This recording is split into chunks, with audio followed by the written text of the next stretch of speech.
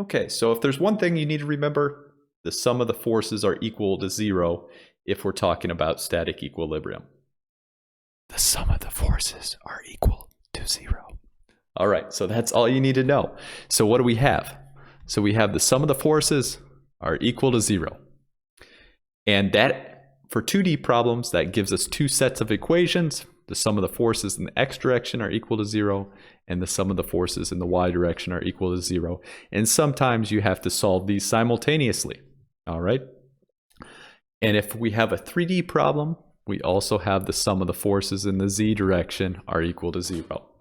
So if we're given a vector with I, j, and k components, that means we'll have to, all the I components for each one of the forces will have to add up to 0.